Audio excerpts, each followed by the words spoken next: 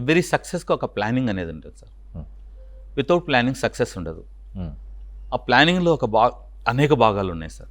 First లెసన్స్ని అనేక భాగాలు చేయడం. ఓకే.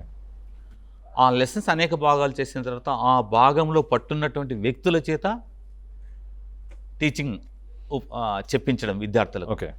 తర్వాత ఇమ్మీడియట్గా దాంట్లో క్వశ్చన్ పేపరు ఇవ్వడం, వాళ్ళు ఎగ్జామ్స్ కండక్ట్ చేయడం. తర్వాత ఈ కర్నూలు ప్రతిభలో యొక్క ప్రత్యేకత ఎక్కడ పోయినా డిస్కషన్ అంటే గొప్పగా చెప్పుకోవడం కాదు సార్. అది ఎగ్జామ్ రాస్తే కర్నూలు ప్రతిభ ఎగ్జామ్ రాయాలి, రాయకపోతే లేదు. కర్నూలు ప్రతిభ ఎగ్జామ్ రాస్తే ఉద్యోగం వస్తుందని ఒక నానుడి సొసైటీలో ఉంటుంది. అది ఒక స్టాండర్డ్ సెట్ చేసి కర్నూలు ప్రతిభ అంటే అప్పుడు ఎగ్జామ్ అంతే.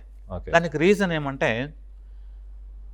ఎవ్రీ క్వశ్చన్ పేపర్లో 4 టైప్స్ ఆఫ్ క్వశ్చన్స్ ఉంటాయి సార్. ఎనీ ఎగ్జామినేషన్ నాలెడ్జ్కి సంబంధించిన క్వశ్చన్స్ ఉంటాయి, అండర్స్టాండింగ్కి సంబంధించిన క్వశ్చన్స్ ఉంటాయి, అప్లికేషన్కి సంబంధించిన క్వశ్చన్స్ ఉంటాయి, స్కిల్కి సంబంధించిన క్వశ్చన్స్ ఉంటాయి. ఈ 4 క్వశ్చన్లు కాగ్నిటివ్ డొమైన్ అంటే జ్ఞానాత్మక రంగం. జ్ఞానం అంటే ఇక్కడ తలకు సంబంధించిన క్వశ్చన్లు సార్. రైట్. అంటే దీనికి సంబంధించిన క్వశ్చన్ నేర్చుకున్న అంటే బాహాడ్ చేసిన క్వశ్చన్లు. భావావేశ రంగం అంటే ఇక్కడ కాగ్నిటివ్ ఎఫెక్టివ్ డొమైన్ ఉంటుంది సార్. అంటే receiving and responding, valuing and organisation and characterisation కింద ఇవన్నీ క్వశ్చన్లు ఉంటాయి సార్. ఓకే. స్కిల్ ఎంటర్ అవుతుంది సైకోమోటర్ డొమైన్.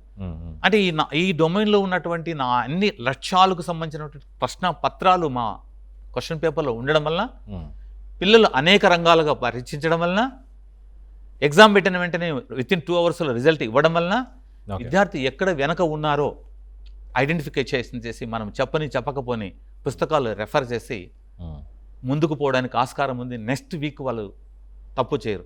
అలా ఎవ్రీ సండే అనేక సండేలు ఎగ్జామ్స్ ఉంటాయి sir.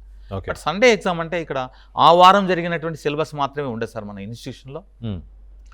Every exam grand test. Okay. Every Sunday వచ్చిందే టోటల్ సిలబస్ చదవాల్సిందే, రాయాల్సిందే. Grand test. ఓకే.